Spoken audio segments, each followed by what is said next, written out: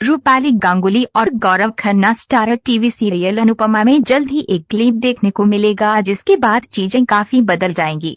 बापूजी और लीलाबा के घर छोड़कर जाने वाले सीक्वेंस के दौरान अनुपमा और अनुज कपाड़िया की जिंदगी में भी बहुत कुछ हो रहा है, लेकिन इस बीच जो लगातार नजरअंदाज किया जा रहा है वो है अनुज अनुपमा की गोदली बेटी आध्या, क्योंकि अनुज बड़ा होने के नाते अपनी बेटी की सुन नहीं रहा और आध्या की परवाह सिर्फ उसकी मां कर रही है।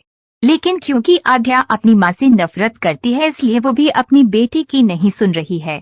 आध्या को लगता है कि उसकी मां की वजह से उसकी जिंदगी खराब हो गई है। ना चाहते हुए भी आध्या शाहनिवास में रहने के लिए मजबूर है, लेकिन इससे उसकी जिंदगी में पर क्या असर पड़ेगा ये कोई नहीं सोच रहा है। नए प्रोमो वीडियो में दिखाया गया है कि अनुपमा एक वृद्धाश्रम चलाने लगेगी और अनुज कपाड़िया मेंटल असाइलम में चला जाएगा। एक रिपोर्ट के मुताबिक क्योंकि अनुज की मानसिक हालत ठीक नहीं होगी और अनुपमा बापूजी की हालत देखने के बाद बुजुर्गों की सेवा में लग जाएगी और मजबूरन अनुज और अनुपमा की बेटी आध्या को शाहनिवास में रहना पड़ेगा। जिंदगी भर अपने माता पिता पर रौब जमाने वाली आध्या अब शाहनिवास में मजबूर और परेशान दिखाई पड़ेगी।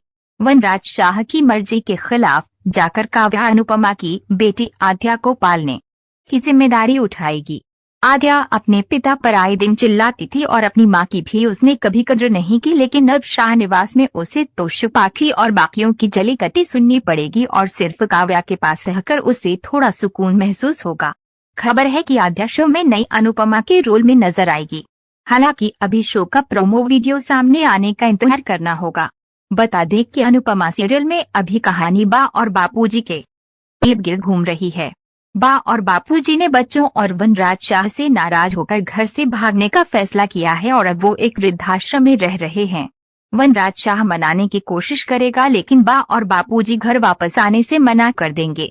वो कहेंगे कि वनराज शाह घर बेचकर प्रॉपर्टी में बच्चों को हिस्सा दे दे, क्योंकि बच्चों को अपना भविष्य देखना है, लेकिन अब उनका तो कोई भविष्य नहीं है।